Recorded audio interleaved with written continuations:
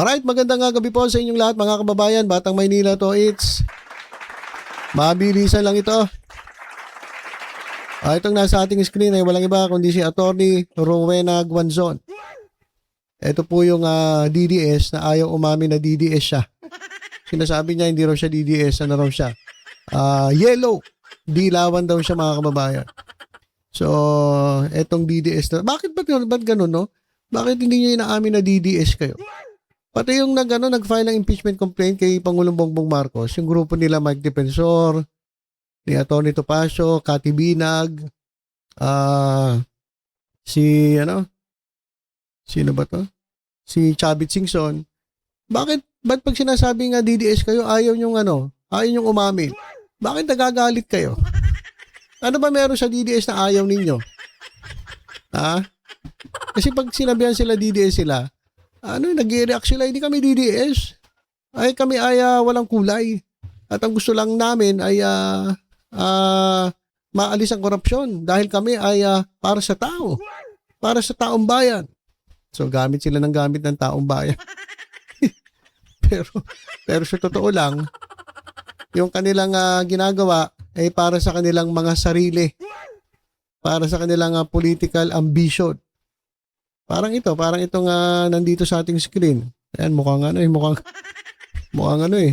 tama-tama yung pangalan eh. Sabi ng iba, ito raw si Attorney Rowena Buangson. Buwang daw ito eh. Sabi nila eh.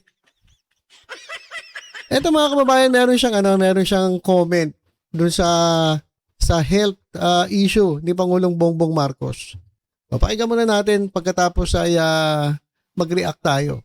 Kasi sinupalpal ito ng isang doktor eh. Supalpal po siya sa isang practicing doctor. Ito abogado. So nagmamagaling. Akala niya magaling siya sa pagdating sa field ng medicine. Hindi naman siya doktor. Siguro magaling siya man doktor. Pero hindi siya doktor. Abogado siya. At bilang abogado pero hinang klaseng abogado daw to, sabi ni Richard Hidarian eh. Well anyway, pakinggan natin itong si Guanzon. At tingnan niyo yung pinagsasabi niya tungkol sa kalusugan ng ating Pangulong Bongbong Marcos. Ito pakinggan natin si Atty. Rowena Guanzon. Na-overdose na ba? O baka nag-lock? Lock and lock. Huwag kayo muna masyadong excited dahil it's not a life-threatening condition. Ang tunay niya. Okay. So yun yung kasi yung sinabi ni Pangulong Bongbong Marcos nung in-interview siya ni Claire Castro.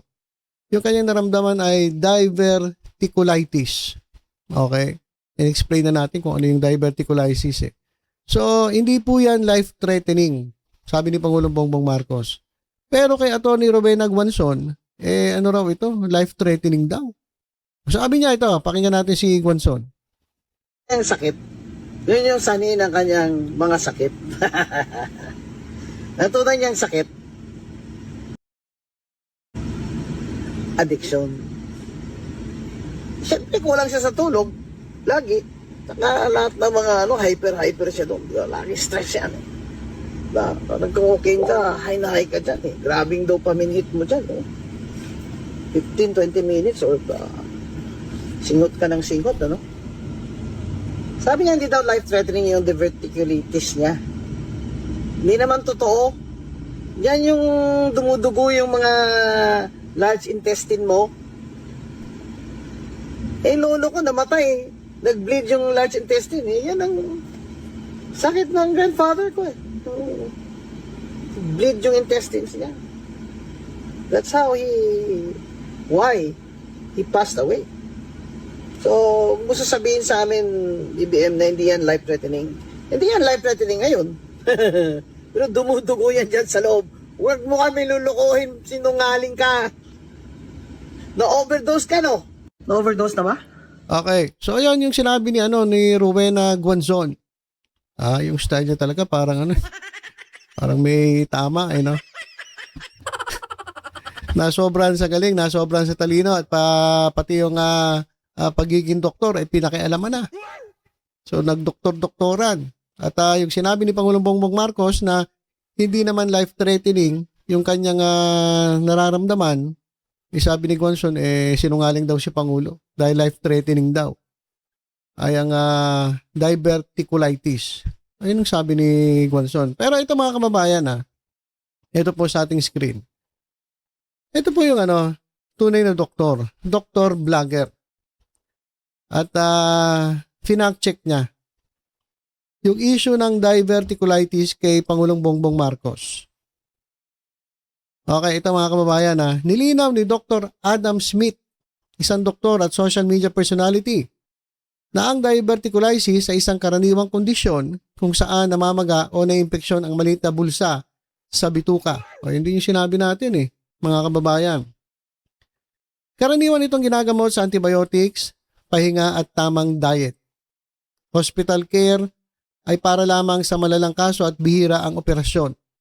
Binigyan diin na ang diverticulitis ay hindi cancer, hindi disability at hindi nakamamatay. O, Guanzon, makinig ka sa doktor.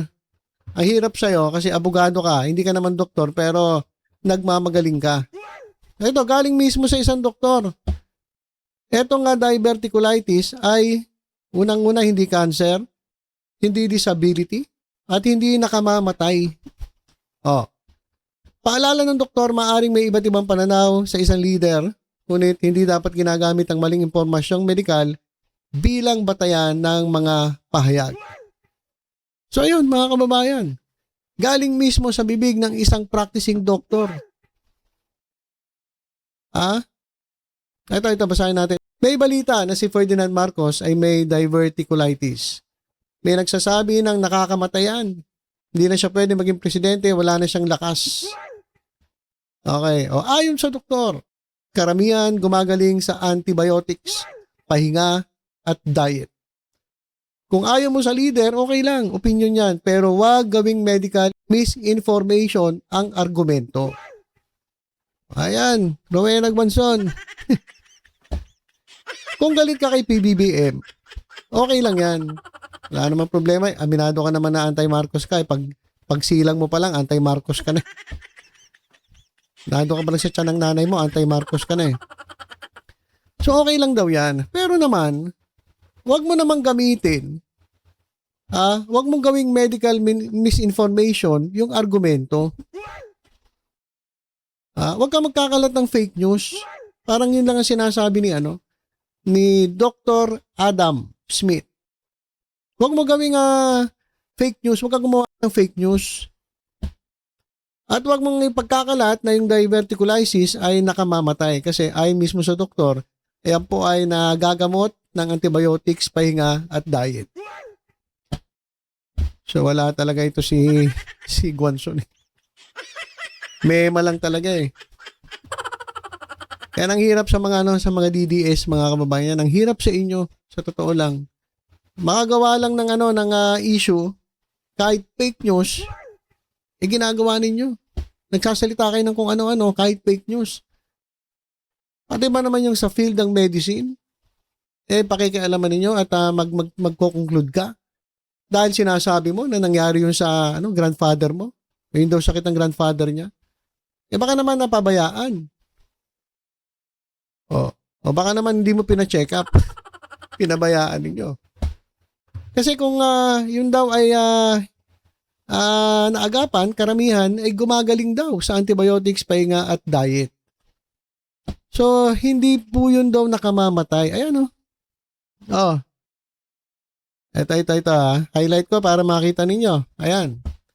Binigyan diin na ang diverticulitis ay hindi cancer, hindi disability at hindi nakamamatay.